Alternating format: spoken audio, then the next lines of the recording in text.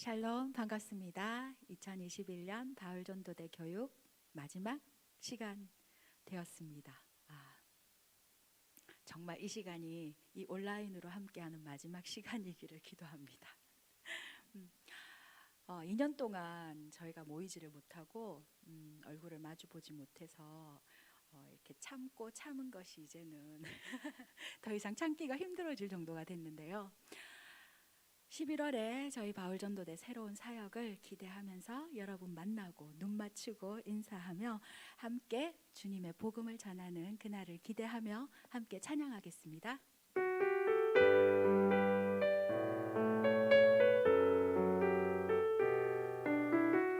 내 평생 사는 동안 주 찬양하리. 내 평생 사는 동안 주 찬양하리. 여호와 하나님 내 주를 찬양하리. 주님을 묵상함이 즐겁도다. 내 영혼 주 안에서 참 기쁘리. 내 영혼아 주님을 송축하라.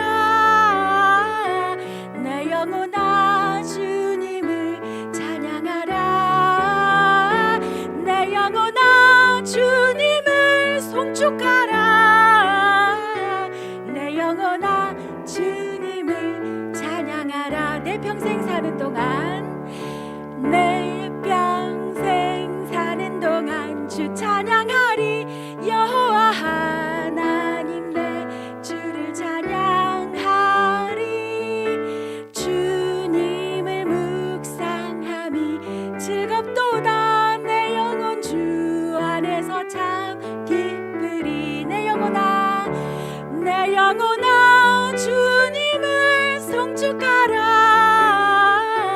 내 영혼아 주님을 찬양하라.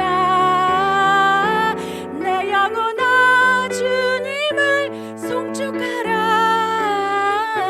내 영혼아 주님을 찬양하라. 한 번 더 찬양할게요.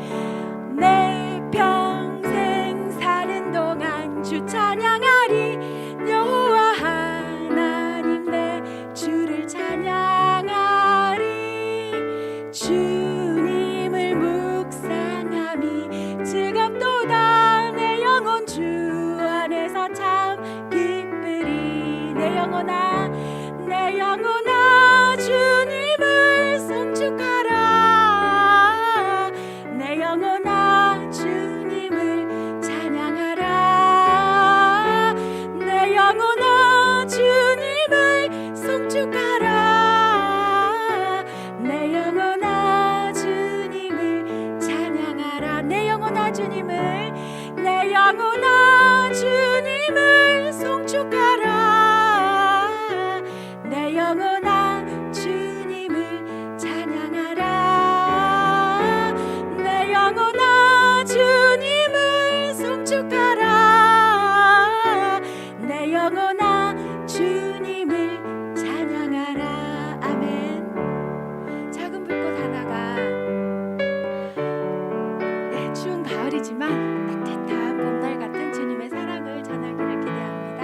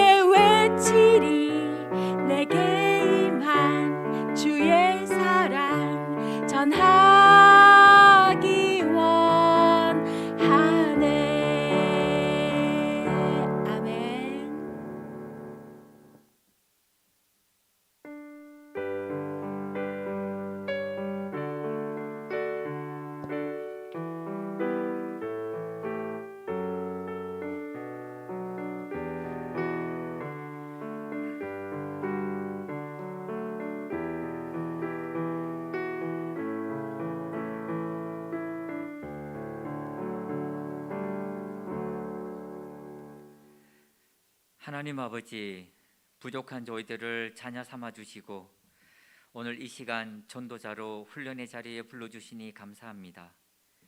기나긴 코로나 상황을 거치면서도 바울 전도대를 지켜주셔서 전도 세미나로 단련하게 하시고 은혜제일교회 마을 전도와 생수데이로 지역을 섬기게 하심을 감사드립니다. 오늘도 마지막 6번째 세미나에 불러주셔서 감사드립니다. 이 시간 저희들을 충만한 은혜로 채워주시옵소서. 우리 바울 전도대원 한 사람 한 사람 찾아가 주셔서 몸이 불편한 몸 고쳐주시고 상한 마음 치유하여 주시고 삶의 여러 문제들로 기도할 때 응답하여 주시옵소서. 교회에 바울 전도대와 전도훈련학교를 세워주셔서 감사드립니다. 코로나 상황에도 전도 세미나와 전도 훈련학교를 통해 이 땅에 이루어 가실 하나님 나라 비전을 보게 하시고 지상명령 감당하는 일꾼 되게 하심을 감사드립니다. 항존직 선거 중입니다. 축복하고 기도하는 마음으로 주의 일꾼 뽑게 하시고 주의 몸된 교회를 온전히 세워나가는 축복의 통로가 되게 하옵소서. 오늘 세미나에서 이현석 목사님 말씀 증거하실 때 성령님 친히 함께 하시고 세미나에 참석한 모든 사람에게 크신 은혜를 부어 주시옵소서. 이 모든 말씀 예수님 이름으로 기도드립니다. 아멘.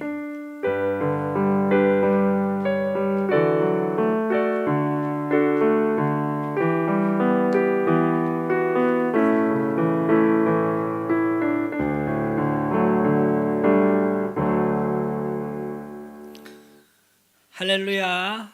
네, 반갑습니다. 바울 전도대 전도교육 6주차 종강이죠. 종강 모임 오신 모든 분들을 주님의 이름으로 환영하고 축복합니다. 오늘은 강의에 들어가기 전에 11월에 있을 가을 전도에 관련해서 잠깐 말씀을 드리기를 원합니다. 11월 이제 추수감사주일이 11월 셋째 주일인데요. 그때 은혜제일교회에 가서 마을 전도할 계획과 그리고 이제 상반기에 실시했던 포항시민 성기 프로젝트 생수데이와 비슷한 컨셉으로 11월 말 정도 토요일 날 2번 정도 계획을 잡고 있습니다. 구체적인 사항은 이제 바울 전도대 임원 모임을 통해서 결정할 것이고요. 우리 대원들께서는 이 사역을 위해서 많이 기도해 주시기를 바랍니다. 그래서 하나님의 은혜가 임하고 많은 대원들이 동참해서 복음을 전할 수 있도록 기도 부탁드리겠습니다. 자, 지난주에는 우리가 깨달음의 구원을 강조하는 가르침에 대해서 배웠습니다. 오늘은 이제 마지막 시간으로 구원에 관한 알쏭달쏭한 질문들에 대해서 우리가 배우는 시간을 가지도록 하겠습니다. 자, 여러분 혹시 하나님의 명령을 불순종하고 선악과 나무를 먹었던 아담과 하와가 구원받았을까 하는 궁금증을 가져보신 적이 있으십니까? 신앙생활을 하다 보면 이런 궁금증이 생길 수 있습니다. 그런데 이런 질문에 대해서 성경적인 근거로 답을 찾아야 할 텐데 엉뚱한 방법으로 답을 찾으려고 하는 사람들도 있습니다. 실제로 천국과 지옥을 체험한 어떤 여자 목사는요, 지옥에서 아담과 하와를 만났다고 합니다. 그녀는 아담과 하와에게 왜 여기 왔냐라고 물었는데 아담이 이렇게 말했다고 합니다. 우리가 하나님의 말씀을 들었어야 했는데 뱀의 말을 들었다는 것입니다. 여러분, 과연 아담과 하와는 뱀의 말을 들었기 때문에 지옥에 갔을까요? 그리고 그들은 회개하지 않고 이후에도 계속해서 뱀에게 순종하며 살았을까요? 성경은 분명히 아담이 지옥에 갔다든지 천국에 갔다든지 하는 명시적인 진술에 침묵하고 있습니다. 이처럼 성경은 침묵하는데 자신이 봤다고 하면서 자신의 체험을 성경의 권위보다 앞서면 될까요? 그렇게 하면 안 되겠죠. 그 무엇도 성경의 권위보다 위에 있을 수는 없기 때문에 그렇습니다. 그러므로 우리는 겸손하게 성경이 말씀하는 곳에 머물 필요가 있습니다. 성경이 말하지 않는 것을 자꾸 알려고 하다 보니까 문제가 생깁니다. 또한 구원의 판단 기준은 개인적 황홀 체험이나 느낌이 아닌 성경에 두어야 합니다. 비록 성경은 아담과 하와의 구원에 대해서 명시적으로 말하지 않지만 그들의 구원 여부에 대해 판단할 수 있는 근거들을 제공하고 있습니다. 그렇다면 성경은 아담과 하와의 구원에 대해서 어떤 판단 기준을 제공하는지 한번 살펴보도록 하겠습니다. 첫 번째로 하나님은 아담이 타락한 이후에도 이들을 저버리지 않으셨습니다. 하나님은 죄로 밝아진 눈으로 인간의 허물과 부끄러움을 보며 어쩔 줄 몰라 하던 아담과 하와에게 가죽옷을 지어 입히셨습니다. 자, 가죽옷을 지어 입히셨다는 것은 이들의 허물과 부끄러움을 가리기 위해서요, 짐승의 희생으로 피 흘림이 있었다는 의미입니다.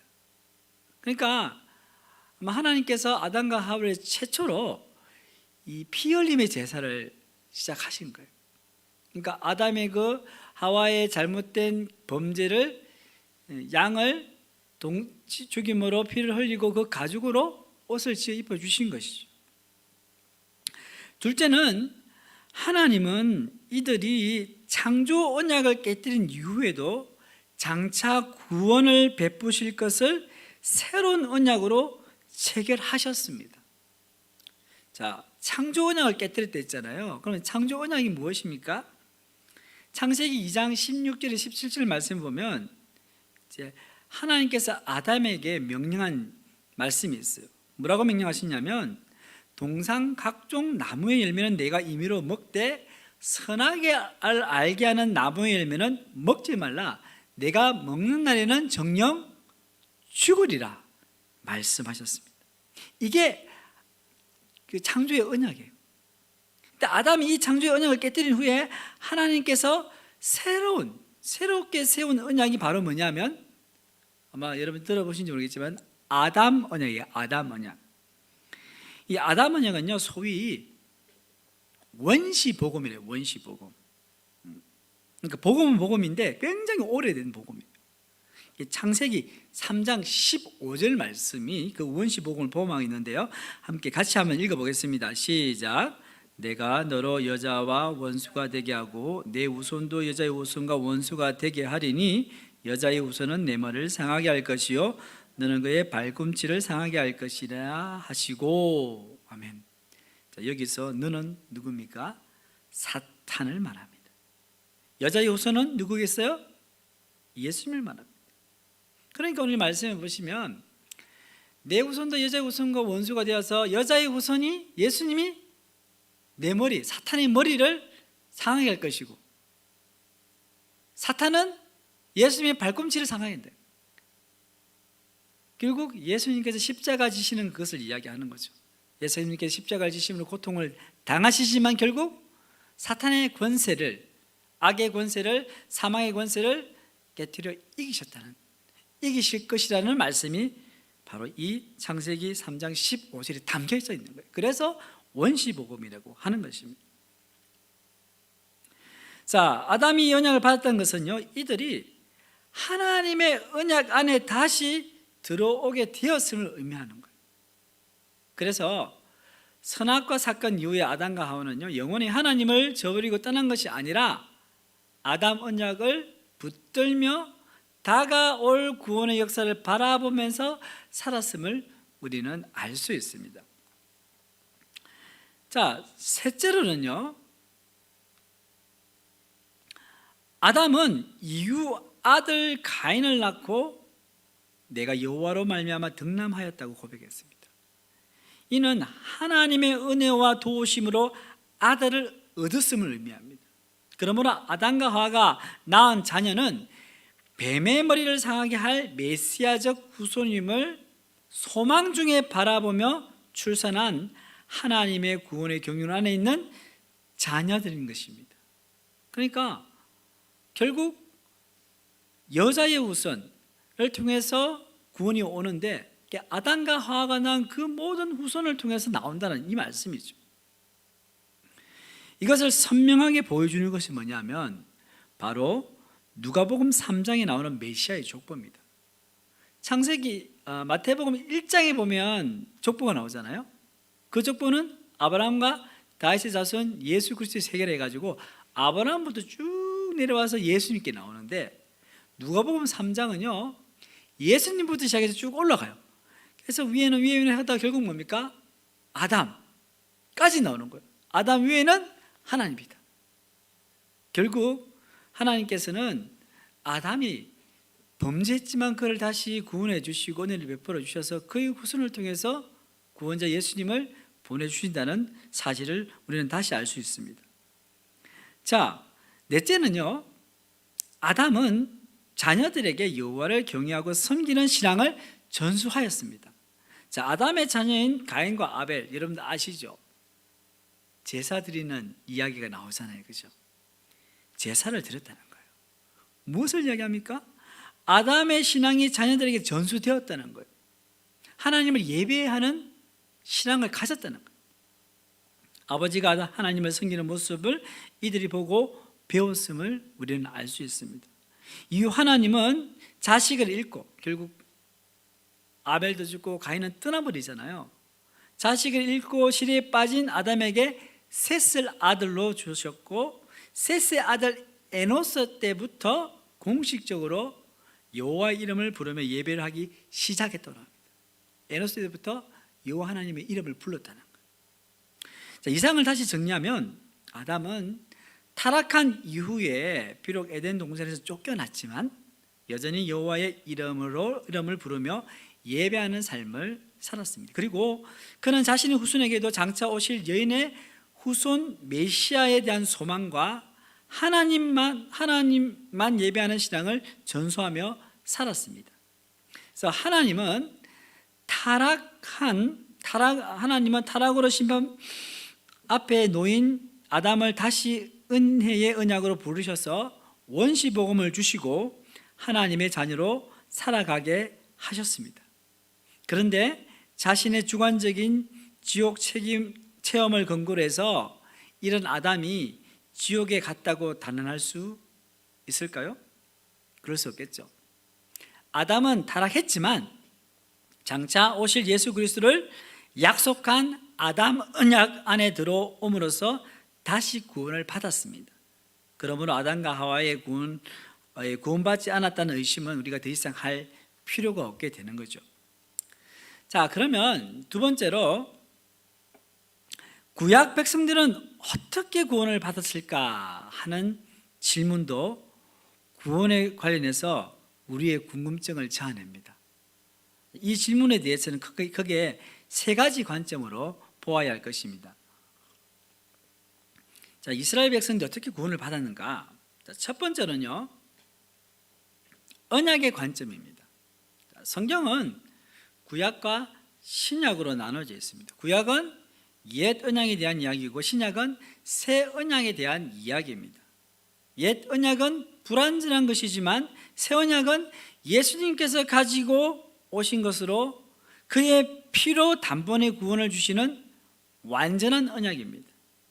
구약의 백성은 옛 언약에 속한 백성입니다. 그래서 옛 언약의 시대에 살았던 백성, 이스라엘 백성은 옛 언약 안으로 들어와서 여호와의 이름을 부르며 옛 언약이 궁극적으로 갱신되어 새 언약의 시대가 올 것을 고대하면서 그 안에 머물러야 구원을 받는 거예요. 그러니까 이스라엘 백성들은 이 율법, 하나님께 주신 율법 안에서 그 말씀대로 잘 살아갈 때 구원을 받는다고 하는 거죠.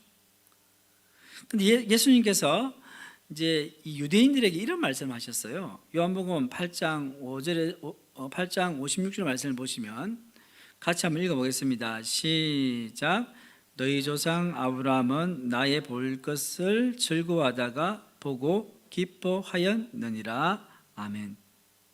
나의 때 볼 것이네요. 예, 나의 때 볼 것을 즐거워하다가 보고 기뻐하였느니라.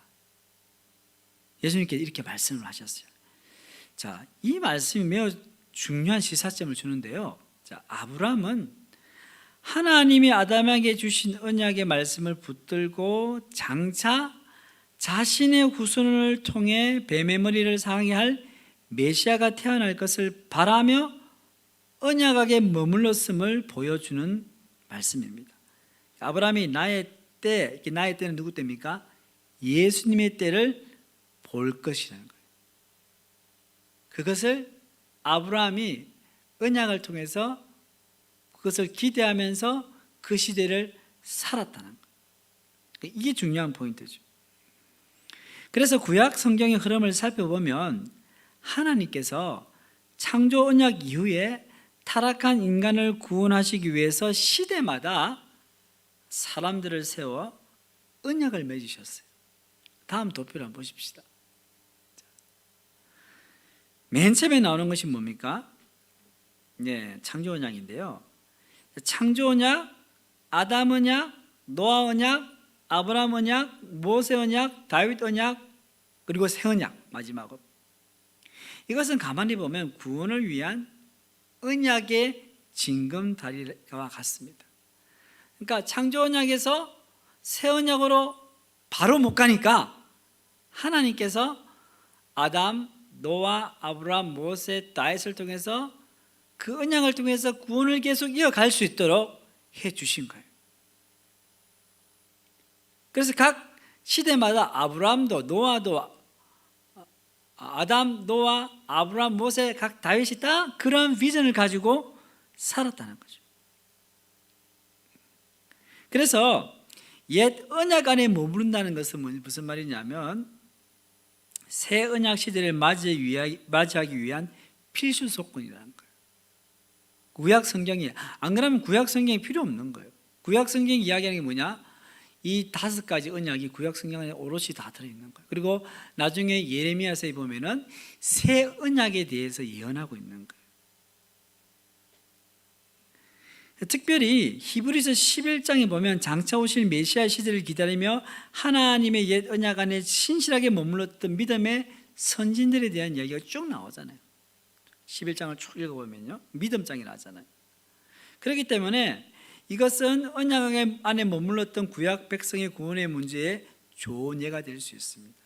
그러니까 언약의 관점에서 볼 때 구약 백성들은 이러한 언약을 믿고 살았기 때문에 구원받을 수 있었다는 거죠. 그 다음에 두 번째는 뭐냐면요, 임시적 제사의 관점입니다. 자, 구약 백성이 언약 안에 머무르기 위해서는요, 죄의 문제를 처리할 필요가 있었습니다.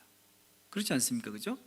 하나님은 이스라엘 백성에게 의식법, 아마 지난번에도 우리가 배웠는데 의식법, 제사, 정결법, 할례, 안식일 준수, 절기구죠.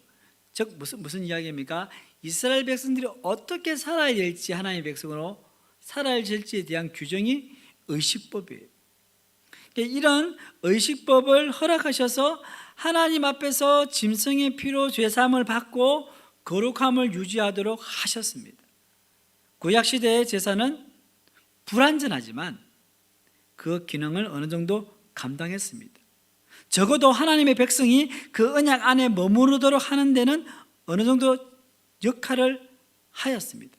구약 백성은 구약의 의식법을 통해서 언약 안에 계속해서 머무르며 구원을 받았다는 거예요. 레위기서 말씀을 보면은 번제, 화목제, 속죄제 제사들이 있잖아요. 특별히 속죄제 같은 경우는 이스라엘 백성들의 죄를 속하는 거예요.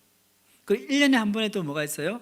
대속죄일이 있는데, 그날에는 대제사장이 이스라엘 백성들의 모든 죄를 다 가지고 지성소에 들어가서 하나님부터 죄 사함을 받는 거예요. 그렇게 해서 이스라엘 백성들이 죄 사함을 받았다. 완전하지는 않지만. 그래서 이스라엘 백성들 가운데는 이러한 은혜가 있었고요. 이걸 뭘 이야기하냐? 이것을 통해서 결국은 장차 새 언약 시대에 메시아 예수님이 가져올 완전한 제사를 우리가 희망하게 되는 거예요. 구약의 제사는 예수님께서 가져오실 이 완전한 제사의 그림자에 불과한 거예요. 그림자. 실체가 있으면 그림자가 있잖아요, 그죠? 그러니까 그림자는 그 실체를 어느 정도 보여주기는 보여주지만 정확하지는 않거든요. 그러니까 예수님께서 바로 완전한 제사를 드려주신 거죠. 우리 히브리서 10장 1절과 4절 말씀을 함께 봉독하겠습니다. 시작. 율법은 장차 올 좋은 일의 그림자일 뿐이요 참 형상이 아니므로 해마다 늘 드리는 같은 제사로는 나오는 자들을 언제나 온전하게 할 수 없느니라. 이는 황소와 염소의 피가 능히 죄를 없이 하지 못함이니라. 아멘. 자, 이와 같이 제사의 불완전하고 임시적인 성격으로 인해서 제사와 같은 의식법은 갈수록 껍데기 형식만 남고 본래의 정신은 사라졌어요.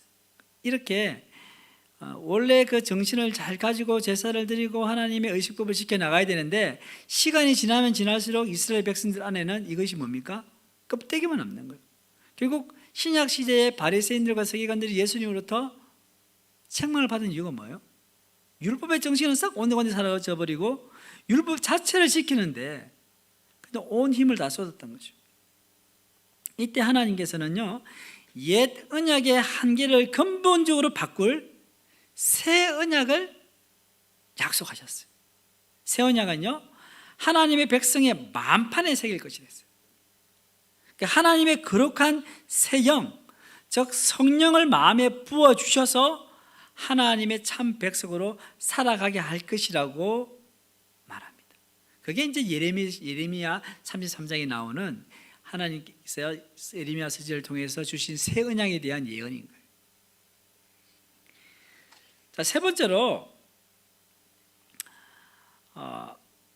구약 백성들은 어떻게 구원을 받았을까 하는 질문에 대한 고려사항은요, 믿음으로 얻는 의에 관한 것입니다. 벌써 이게 나오면 안 되지.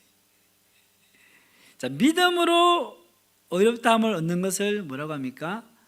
칭의. 이신칭의, 즉 믿음으로 말미암아 얻는 것을 이야기하죠. 그래서 믿음으로 말미암아 얻는 것은요, 새 언약 시대의 백성이 얻는 구원의 특징입니다. 그러니까 저와 여러분들은요, 다 예수님을 믿음으로 의롭다함을 얻는 거예요. 구약 시대는 어떻게 했죠? 의식법을 통해서, 제사를 통해서 짐승의 피를 흘려야지, 우리 대신 짐승의 피를 흘려야지 우리가 죄를 사함 받는 거예요. 그런데 은혜의 시대, 새 언약 시대에는 우리가 예수님을 믿음을 통해서 예수님께서 우리를 대신에 피 흘려주신 그 은혜로 우리가 의롭게 된다는 거죠. 죄가 사해진다는 거죠. 이게 큰 특징인데, 자, 로마서 3장 21절 말씀 같이 한번 봉독하겠습니다. 시작. 이제는 율법 외에 하나님의 한 의가 나타났으니 율법과 선지자들에게 증거를 받은 것이라. 곧 예수 그리스도를 믿음으로 말미암아 모든 믿는 자에게 미치는 하나님의 의니 차별이 없느니라. 아멘.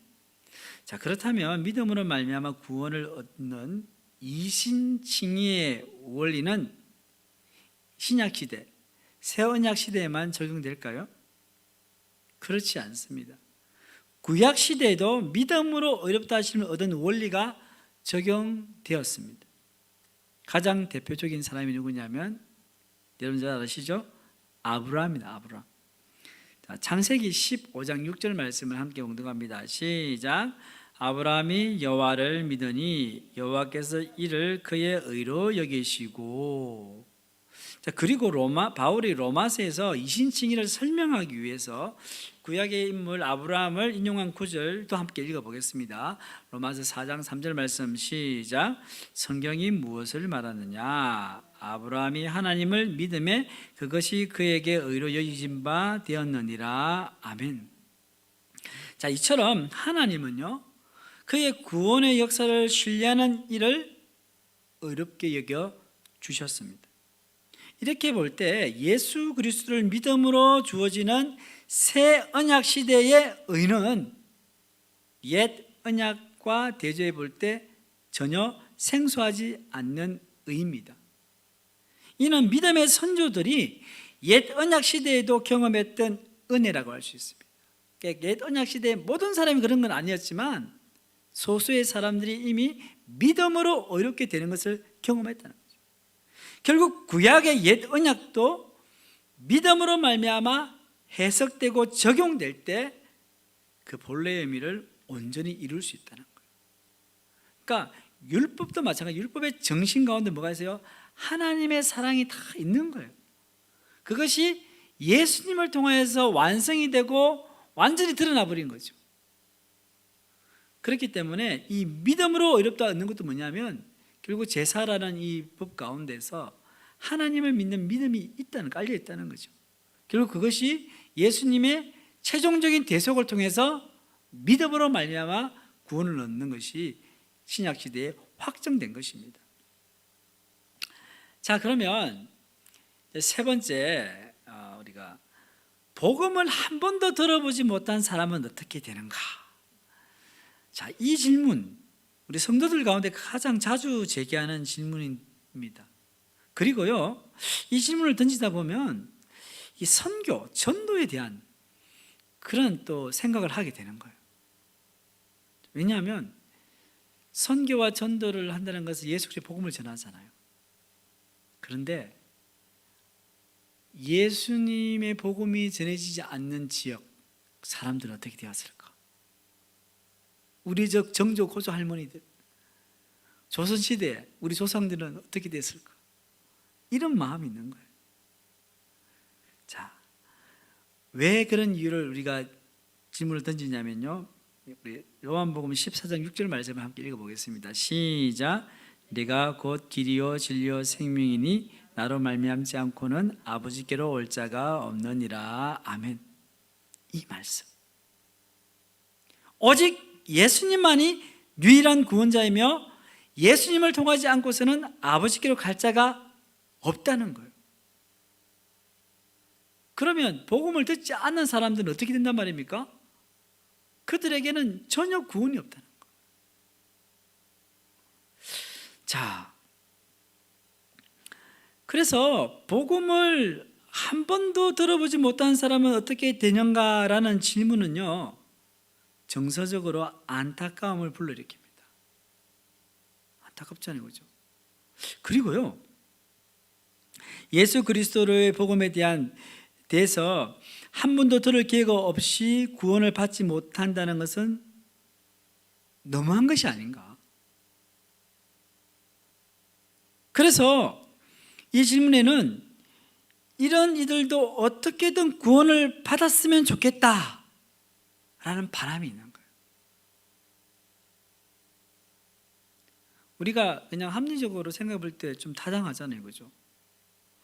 모든 사람에게 예수 믿을 수 있는 기회를 주고 믿지 않으면 심판받고 믿으면 구원 얻는 건데 아무런 기회도 주지 않고 하나님을 모른다고 해서, 예수님을 모른다고 해서 심판을 주고, 여기에 대한 질문에서 나온 것입니다.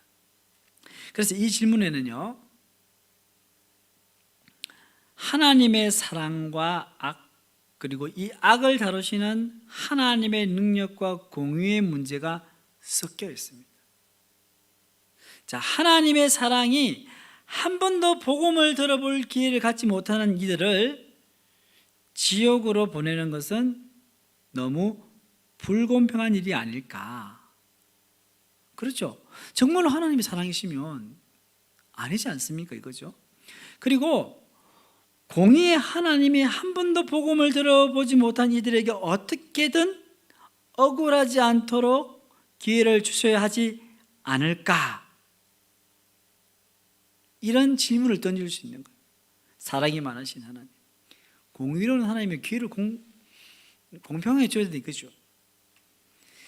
자, 능력의 하나님이 복음을 듣지 못한 이들의 사후세계로 가서 복음을 듣도록 기회를 주셔야 하지 않을까. 자꾸 이렇게 연속적인 질문들이 꼬리에 꼬리를 물고 일어나게 되는 거예요. 그렇다면 이 질문에 대한 올바른 대답은 무엇일까요? 성경은 이것에 대한 명확한 언급은 없어요. 다만 우리는 이 성경 이 말씀 하나 쓰시는 것을 바탕으로 해서 한 세 가지 정도의 입장을 살펴볼 수 있습니다. 자, 첫 번째 입장은 뭐냐면 포괄적 구원론입니다. 포괄이라는 건 모든 걸 포함한다는 거죠. 포괄적 구원론이란 복음을 한 번도 들어보지 못한 이들이라 할지라도 자신이 가지고 있는 일반 계시, 일반 계시의 반대말은 특별 계시예요. 특별 계시는 예수 그리스도의 복음이거든요. 그러니까 일반 계시, 하나님께서 모든 사람에게 주시는 일반 계시, 은혜를 이야기하는데 이에 기초하여서 하나님에 대한 신앙이 있다면 구원받을 수 있다는 주장입니다. 자, 어떻게 이것이 가능한다는 말인지 한번 살펴보겠습니다. 자, 포괄적 구원론을 주장하는 이들은 다음과 같이 주장합니다. 하나님이 창조 세계에 하나님을 알만한 것들, 곧 그의 보이지 않는 영원하신 능력과 신성을 분명히 보여 알도록 계시하셨기 때문이다라고 말합니다. 자, 그 근거되는 말씀이 로마서 1장 19절에서 20절 말씀인데요. 함께 봉독합니다. 시작. 이는 하나님을 알만한 것이 그들 속에 보임이라. 하나님께서 이를 그들에게 보이셨느니라. 창세로부터 그의 보이지 아니하는 것들, 곧 그의 영원하신 능력과 신성이 그가 만드신 만물에 분명히 보여 알려졌나니 그러므로 그들이 핑계하지 못할지니라. 아멘. 자, 이 말씀은 사람들이 하나님을 더듬어 찾아 발견하게 될 수 있는 어떤 능력이 있는 것처럼 들립니다. 즉 하나님의 특별한 구원의 계시가 없던 시절 이방인들에게는 하나님이 본성에 심어주신 양심을 따라 하나님의 뜻을 행하도록 하셨다는 것입니다. 양심. 그래서 포괄적 구원론은요, 비록 예수 그리스도 안에 나타난 구원의 특별 계시를 모른다 할지라도 구원받을 가능성을 긍정합니다. 구원받을 가능성이 있다는 거예요. 만약 포괄적 구원론이 진리라면, 자, 이방인들에게 굳이 특별 계시인 복음을 전할 필요가 있을까요? 하나님께서 택한 백성이라면 복음을 안 전해도 하나님을 알아 구원받을 가능성이 있으니까, 그죠? 우리가 뭐 애써 아프리카에 아니면 저 남미에 낙후 지역에 가서 복음을 전할 필요가 있을까요?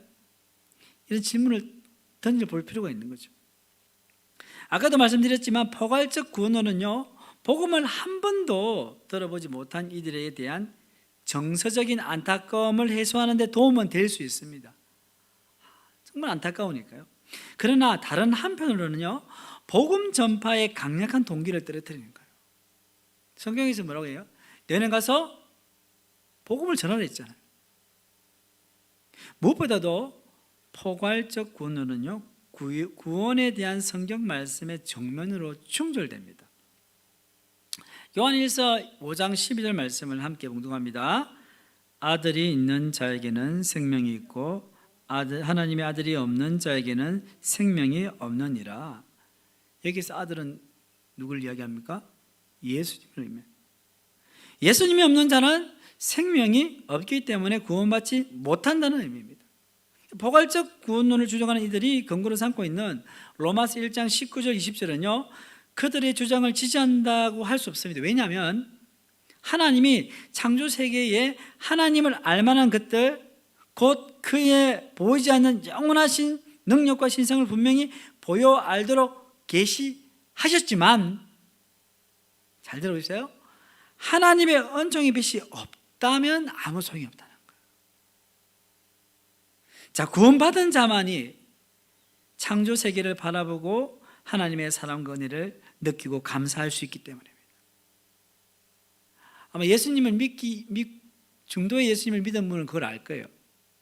예수님 믿기 전에는 막 세상 만물을 이렇게 봤는데 별 하나님이 만들었다 이런 생각을 안 했지만, 예수님 믿고 나서 등산을 해서 저 아름다운 광야를 보니까 야, 하나님 손길이 대단하구나.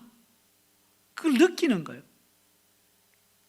그러니까 하나님의 은혜, 하나님께 주시는 그 영적인 통찰이 없으면요, 우리가 알 수가 없는 거예요. 반면에 구원받지 못한 자들은요, 창조 세계를 보고 하나님을 경배하기보다는 어떻게 합니까? 하늘에 있는 별, 달, 태양을 보고 섬기잖아요. 오히려 두려워하고. 그것을 만드신 하나님을 경배하기보다는 하나님이 만들어 놓은 피조물을 섬기는 우를 병하고 죄를 짓는 거죠. 이상으로 포괄적 구원론에 대한 논의를 살펴볼 때요, 포괄적 구원론은요, 정서적으로 성도들의 마음에 위안을 줄 수는 있겠지만 복음 전파의 기본적인 동기를 훼손할 뿐만 아니라 예수님만이 구원의 길이 된다는 복음의 진술과 충돌하기 때문에 성립할 수 없는 이론입니다. 자, 두 번째는요, 신적 견인론 입장입니다. 자, 신적 견인론은요, 자, 하나님은 길이요 진리요 생명이신 그리스도를 인류 전체에 알리기까지 결코 포기하지 않고 끝까지 인내하면서 복음이 전파되게 하신다는 거예요. 그러니까 견인이잖아요. 끝까지 구원을 다 이루신다. 자, 이들은요, 심지어 예수 그리스도를 모르고 죽은 이들에게도, 이제 이들은 어떤 사람들입니까? 아까 제가 말씀드린 것처럼 우리 조선시대, 고려시대 우리 조상들까지, 아니면 또 우리 주변에 친척이든 누구든 부모든 예수님 믿지 않고 돌아가셨어요. 자, 그런 사람이든 사후에라도 복음을 듣고 믿을 수 있는 기회를 주기 위하여 예수님께서는 이들이 있는 곳에 가서 복음을 전가하셨다고 주장합니다. 그리고 하나님의 선하심은 피조물이 직면한 한계를 뛰어넘기에 지옥뿐만 아니라 죽음조차 하나님의 선하심과 인내를 막을 수 없다라고 말합니다. 그래서 하나님의 강력한 사랑은 복음을 듣지 못해 지옥에 있는 이들에게도 마침내 선포되게 될 것이라고 말합니다. 자, 다음 베드로전서 성경 구절은요, 이런 신적 견인론 입장을 지지하는 것처럼 보이는데요, 이 말씀들을 함께 한번 읽어보겠습니다. 먼저 베드로전서 3장 18절로 20절까지 말씀을 함께 읽겠습니다. 시작. 그리스도께서 단번에 죄를 위하여 죽으사 의인으로서 불의한 자를 대신하셨으니 이는 우리를 하나님 앞으로 인도하려 하심이라. 육체로는 죽임을 당하시고 영으로는 살리심을 받으셨으니 그가 또한 영으로 가서 옥에 있는 영들에게 선포하시니라. 그들은 전에 노아의 날 방주를 준비할 동안 하나님이 오래 참고 기다리실 때에 복종하지 아니하던 자들이라. 방주에서 물로 말미암아 구원을 얻은 자가 몇 명뿐이니 겨우 8명이라. 아멘. 그리고 베드로전서 4장 6절 말씀 읽겠습니다. 시작. 이를 위하여 죽은 자들에게도 복음이 전파되었으니 이는 육체로서는 사람으로 심판을 받으나 영으로는 하나님을 따라 살게 하려 함이라. 아멘. 자, 여기 보면요, 19절에 뭐라고 되어 있어요? 그가 또한 영으로 가서 옥에, 지옥에 있는 영들에게 선포했다. 그리고 베드로전서 4장 6절에 뭐라고 되어 있어요? 죽은 자들에게 복음이 전파되었으니, 이 말씀이 있는 거예요. 자, 이 말씀을 보면 정말 그런 것 같아요. 그런데 이 신인 견인론을 주장하는 이들은요, 우리가 읽었던 구절을 인용해서는 예수님께서 영으로 지옥에 가서 그곳에 갇혀있는 영들에게 복음을 전가하여 이들의 영혼이 다시 영생을 얻어 구원하도록 하신다고 주장합니다. 이러한 신적 견인론도 가만히 보면 포괄적 구원론처럼 성도들의 복음 전파 동기를 약화시키는 거예요. 하나님이 다 하실 거니까 우리가 뭐 좀 전도를 좀 게을리 해도 하나님께서 알아서, 우리 부모님도 내 좋아하는 친구도, 아니면 내가 열심히 더 기도하면 또 옛날 조상님도 구원해 주실 거야. 그 확신을 가지면 열심히 전도하겠어요? 전도할 동기가 막 떨어지는 거죠. 자, 그런데 이제 과연 이 신적 견인론자들이 주장하는 바가요, 성경적으로 타당한지 한번 살펴봐야 돼요. 가장 중요한 점은 과연 구원의 기회가 사람이 살아있는 동안만 주어지는지, 아니면 죽음 이후에도 주어지는지 부분이에요. 신적 견인론 같은 게 뭡니까? 지옥에 가서도 죽은 사람에게도 복음을 전해서 살린다는 거, 구원을 받게 한다는 거. 과연 그게 성경적으로 타당한 것인가? 자, 언뜻 볼 때는 뭔가 맞는 것 같아요. 그런데 성경 전체 문맥에 비추어 볼 때 이들의 해석이 잘못됨을 알 수 있습니다. 자, 베드로전서 3장 18절로 이제 20절 말씀을 검토해 보면요, 19절에 보면 영으로 가서, 이 표현이 있잖아요. 영으로 갔다, 이 표현이 있는데 이게 무슨 뜻일까요? 18절에 보면 또 뭐가 있어요? 영으로 표현이 있죠, 그죠? 연결되어 있는 거예요. 18절에 영으로라는 표현이 있는데 이것은 뭐냐면 성령을 이야기하고 또는 성령의 능력을 이야기하는 거예요. 그래서 영으로 갔다는 것은 뭐냐면 성령의 능력으로 갔다는 것을 의미해요. 그리스도를 부활하게 하신 성령의 능력으로 그리스도는 옥에 있는 영들에게 선포하신 거예요. 자, 여기까지 따라오셨죠? 성령의 능력으로 그리스도는 옥에 있는 영들에게 선포를 하신 것입니다. 자, 그렇다면 자, 옥에 있는 영들은 누구예요? 자, 옥에 있는 영들은 본문 20절을 보시면, 이 본문 20절과 연계해서 살펴보면 옥에 있는 영들은요, 그게 보시면 20절에 뭐예요? 그들은 돼 있죠. 그들이 뭐냐면 옥에 있는 영들이에요. 그들은 누구예요? 복종하지 아니하는 자들. 그들은, 근데 지금 진짜 견인론을 이야기하는 사람은 옥에 있는 영들을 누구라고 이야기해요? 지옥에 있는 불신자들의 영혼을 이야기하는 거예요. 근데 그게 아니라는 거예요. 여기 있는 옥에 있는 영혼들은 누구냐? 20절 말씀을 보면은 노아의 날 방주를 준비할 동안 복종하지 아니한 자들, 아니한 영들을 이야기하는 거예요. 다시 이야기하면 이 말은 구원의 기회를 완전히 상실한 악한 영들을 이야기해요. 그러니까 노아의 시대 8명밖에 구원받지 못하고 모든 사람들이 다 심판받아 죽었잖아요. 그 사람들을 이야기하는 거예요. 자, 거기까지 됐죠? 세 번째가 뭐 중요하냐? 선포했다 이제 선포. 자, 선포했다면 뭘 선포했느냐? 복음을 선포했느냐? 그게 아니라는 거예요. 여기서 선포했다는 것은 뭐냐면 공식적인 입장, 사실, 왕의 칙령을 발표한다는 의미예요. 그래서 여기서 선포했다는 것은 복음을 선포했다는 의미가 아닙니다. 자, 베드로전서 3장 19절에서 20절 말씀에 보면 이 말씀은요, 결국 뭘 이야기하냐면 예수님께서 십자가에서 죽으시고 부활하심으로 사탄의 세력을 깨트리고 승리하셨음을 선포했다는 의미예요. 누구에게? 악한 영들에게. 그러니까 그들에게 복음을 전한 것이 아니라 예수 그리스도의 부활과 능력을 선포해서 더 나아가서 뭘 원하시느냐? 이제 악한 영들도 이제는 예수의 이름에 무릎을 꿇고 주라고 신하며 부르기를 원한 거예요. 예수님께서 십자가에 성육신하셔서 낮고 낮아지셨고 십자가를 지시고 죽으셨잖아요. 그리고 부활하셔서 하나님 보좌 우편에 앉으셨잖아요. 그래서 예수님은 만왕의 왕이 되신 거예요.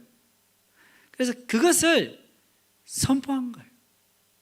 옥의 영에다가 이야기한 건 뭐냐, 그런 선포하셨기 때문에 이걸 지옥에 사는 믿지 않는 사람들에게 복음을 전했다라고 해석하는 것은 잘못된 해석이라고 말씀드릴 수 있습니다. 그리고 이런 관점에서 이제 베드로전서 4장 6절 말씀을 보시면 이 검토해 보면요, 여기서 죽은 자들에게도 복음이 전파되었으니라고 말씀이 되어 있잖아요. 이것은 무슨 의미냐면 언뜻 보면은 예수 믿지 않고 죽은 자들 같은데, 그런데 전후 문맥을 볼 때는요, 볼 때는요, 이 예수님을 신실하게 잘 믿다가 죽은 성도를 이야기하는 거예요. 그래서 예수님을 잘 믿다가 죽은 성도들이 들에게 그리스도의 복음을 통해서 다시 살아날 수 있다는 희망과 소망을 전해주는 말씀이 되는 것입니다.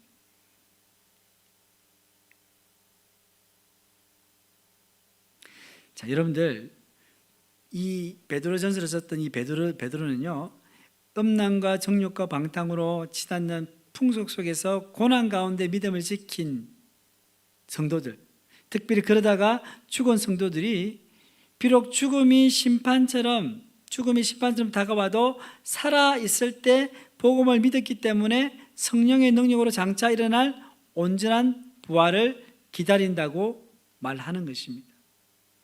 자, 이상으로 이제 이 검토해서 살펴본 바를 볼 때는요, 이 신적 견인론을 지지하는 성경의 근거는 굉장히 불충분합니다. 그러니까 하나님께서 그런 능력은 가지고 계시지만 성경에서는 그것을 인정하지 않는 거죠. 그래서 복음은 살아있는 자들이 살아있는 기간 동안 증거하고 복음을 받는 자도 살아있는 동안만 받고 결단할 수 있는 거예요. 그렇기 때문에 우리가 전도하러 가는 것이고 선교하는 것입니다. 살아있을 때, 생명이 있을 때, 우리가 어떤 분이 이제 중병으로 이제 돌아가실 때가 됐어요. 그러면 임종이 가까웠잖아요. 그럴 때 예수님을 안 믿다가 복음을 듣고 예수님 믿으면 어떻게 합니까? 병상 세례를 주는 거예요. 그리고 세례를 못 받을지라도 그냥 돌아가시기 전에 예수님을 시인하는 경우도 있잖아요. 믿는 경우도 있잖아요. 그러니까 살아있을 때 복음을 들어야 됩니다. 그래서 우리가 이것을 잘 기억하고요, 우리 믿지 않는 가족과 친구와 이웃들에게 복음을 전할 때 그분들이 살아있을 때 열심히 복음을 전해야 될 줄 믿습니다. 자, 우리 마지막 세 번째는 제한적 속죄론입니다. 자, 제한적 속죄론은요, 이런 의미죠. 예수 그리스도만이 유일한 구원의 길이기에 복음을 들어보지 못했거나 죽기 전에 믿음을 갖지 못한 사람에게는 구원이 주어지지 않는다는 입장이에요. 이게 제한적이라는 거죠. 포괄적인 구원과 반대되는 거죠. 이것은 뭐냐면 우리가 개혁신학, 우리가 지금 장로교도 개혁신학 안에 포함되는데요, 개혁신학의 전통을 잇는 아구스티누스와 또 종교개혁자 루터 칼빈, 그리고 미국의 신학자 조나단 에드워드의 입장이기도 합니다. 제한적 속죄론을 위한 강력한 성경적 근거가 있습니다. 그것은 뭐냐면 인간이 철저히 타락했다는 거예요. 그걸 뭐냐면 전적 타락이에요. 신학적 용어는 전적 타락. 전적 타락은 우리가 완전히 타락했다는 거예요. 우리에게는 아무런 구원의 소망과 희망이 없다는 거예요. 그래서 구약 성경에 인간의 전적 타락을 세 가지 사건으로 보여주는데, 첫 번째는 뭐냐면 아담의 타락이에요. 아담의 범죄로 인류는 사망 선고를 받은 거예요. 그래서 모든 인류는 죽잖아요. 우리 영이 죽었기 때문에 우리 육신이 다 죽는 거예요. 둘째는 뭐냐면 노아 홍수 사건입니다. 하나님의 은혜의 언약으로 인하여서 아담과 그의 후손은 대를 이어가며 이 땅에 살아갔지만, 자, 아담 안에 범죄한 모든 인류는 노아 시대에 이르러서 하나님 앞에 부패하여 그 포악함이 땅에 가득해졌어요. 결국 홍수 심판으로 노아의 가족 8명 이외에는 모두 죽고 마는 거예요. 이게 또 완전히 인간이 타락했다는 걸 보여주고, 세 번째는 뭐냐면 바벨탑 사건입니다. 하나님의 은혜로 다시 노아 홍수 이후에 번성한 인류는 폐역하고 또 교만하여 자신의 이름을 내고 하나님보다 높아지려고 바벨탑을 쌓았다는 거예요. 하나님은 노아 홍수 사건 이후에 하나님은 다시 인류를 물로 심판하지 않겠다고 하셨기 때문에 인류를 사방으로 흩어버림으로써 그들의 죄와 부패에 대한 심판을 내리셨습니다. 이 세 사건 이후에 완전히 인간이 타락하고 아무런 소망이 없는 걸 하나님이 확실히 아시고는 아브라함을 부르신 거예요. 창세기 12장에 아브라함을 불러서 인류 구원을 위한 구체적인 역사를 시작하신 겁니다. 그래서 구약 시대에는 오직 아브라함의 후손, 아브라함과 이삭과 야곱 후손 이스라엘 백성만 하나님의 구원의 대상이 되었던 거예요. 그러니까 이스라엘 백성들의 선민의식이 대단한 거예요. 이스라엘 백성만 구원받을 수 있는 거예요. 모든 이방인들은 쏙된 물로 지옥에 뜰까. 그러니까 얼마나 선민의식이 강했어요. 자랑스러워했겠어요. 그들이 이 이스라엘 백성을 통해 하나님께서 온 세계를 구원하실 그 깊은 뜻은 알지 못하고 그들은 어떻게 보면 오만했고 교만했다고 할 수 있습니다. 자, 그래서 하나님께서는 이렇게 수많은 민족 중에 이스라엘만 구원하시는 것은요, 그분이 역사의 주관자이시고 또 창조주로서 고난을 가지고 계셨기 때문입니다. 그래서 흔히 이야기하잖아요. 왜 하나님은 그렇게 하시나? 왜 저 민족은 버리시고 왜 이스라엘 백성들만 구원하시느냐? 우리 성경에 나오죠. 마치 토기장이가 진흙으로 기이 쓸 것을 만드는 것과 천이 쓸 것을 만드는 고난을 가진 것과 같은 이치라는 거죠. 그러니까 누가 토기장에게 토기가 나를 이렇게 만들었다고 따질 수 있겠냐 이거죠. 토기가 토기장에게 말할 수 없잖아요. 마찬가지로 하나님에게도 우리가 말할 수 있는 거예요. 토기장이와 토기와의 그 질적 차이는 우리 하나님과 인간과의 질적 차이 어느 게 더 크겠어요? 하나님과 인간과의 질적이 훨씬 더 큰 거예요. 그러니까 우리가 감히 하나님께 나를 왜 이렇게 만들으셨어요? 나를 왜 구원해 주지 않으셨어요?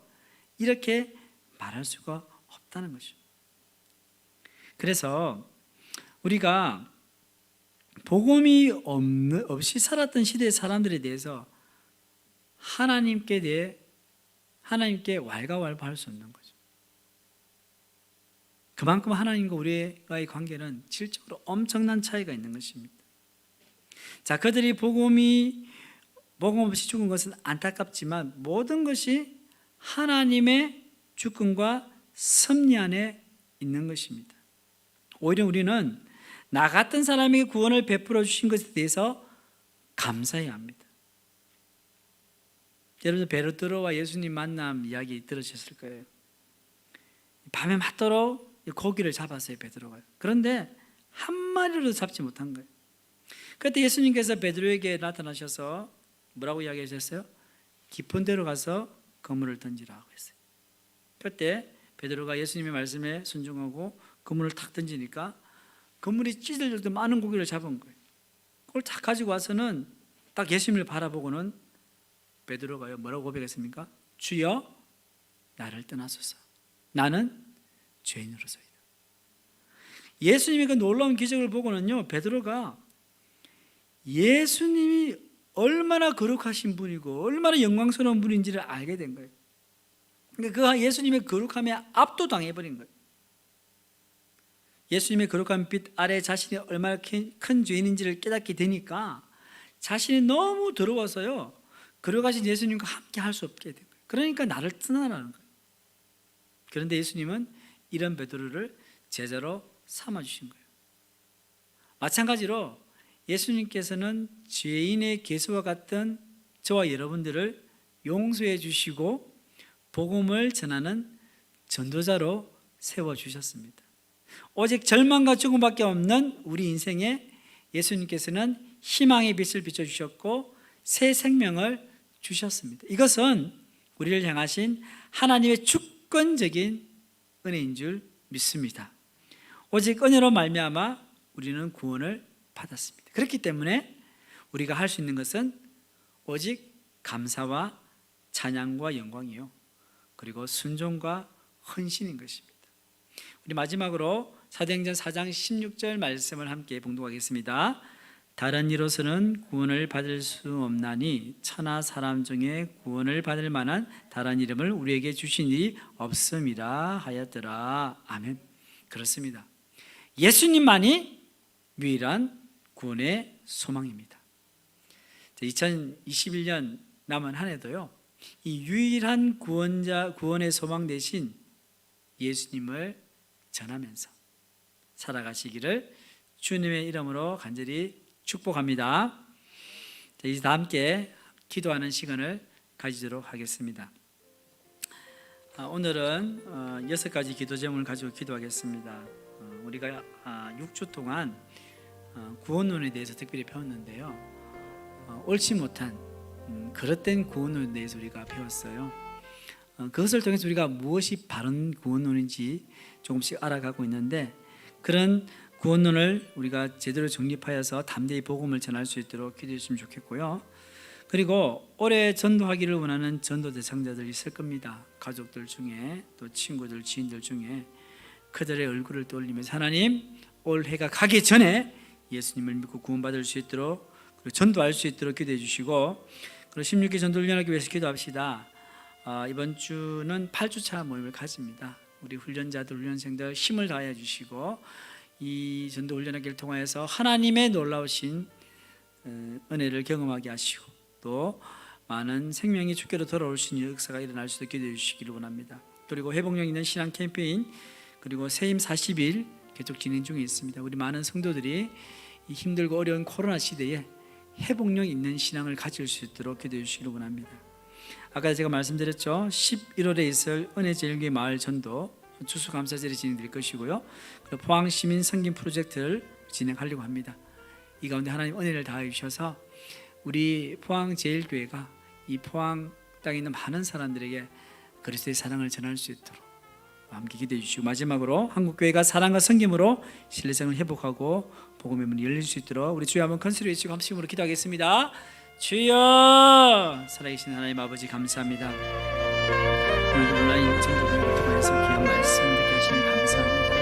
하나님 우리에게 주신 참 구원의 능력, 너무나 감사드립니다. 하나님의 은혜가 아니었으면 우리가 아직까지도 죄 가운데 방황할 수밖에 없는 저희들이 아닙니다. 그 놀라우신 은혜가, 그 사랑이 하나님 아버지 우리 가운데 있사오니 그 사랑과 은혜를 가지고 복음을 전할 수 있도록 도와주옵소서. 무엇보다 올해 전도하기를 원하는 자들이 있습니다. 우리 가족들, 하나님 아버지, 우리 주님께서 사랑하는 하나님 아버지, 사랑하는 형제들, 사랑하는 배우자, 사랑하는 자녀들, 주님을 알지 못하는 방황하는 자들 가운데 주님 예수 그리스도 때문에 온전히 임할 수 있도록 주님 역사하시고 인도하여 주시옵소서. 우리 친구들, 믿지 않는 직장 동료와 이웃들이 예수님을 믿을 수 있도록 주님 도와주시고, 우리 동네께 기도하며 복음을 전할 수 있도록 주님 도와주시기 원합니다. 16기 전도 훈련을 위해 기도합니다. 8주차를 가지고 있사오니 우리 훈련생들, 우리 훈련자들 가운데 능력을 다하여 주시고, 하나님을 신뢰하는 믿음 가운데 복음을 전할 수 있도록 도와주옵소서. 복음지 삼성모원들 잘 감당할 수 있도록 하나님 역사하시고 인도하여 주시기 원합니다. 아버지 하나님 회복 있는 신앙 캠페인을 통하여서 주님을 만나기를 원합니다. 주님 새롭게 일어나기를 원합니다. 세임을 얻게 하여 주시기를 원합니다.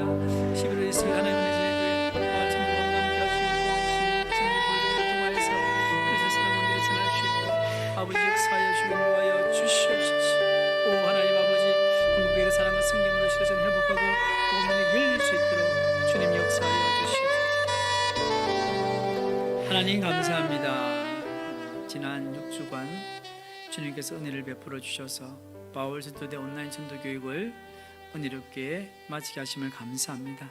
우리가 배웠던 내용들을 되새기게 하시고 바른 구원론을 정립하여서 하나님 힘차게 그리스도의 복음을 전할 수 있는 저희들 되게 도와주옵소서.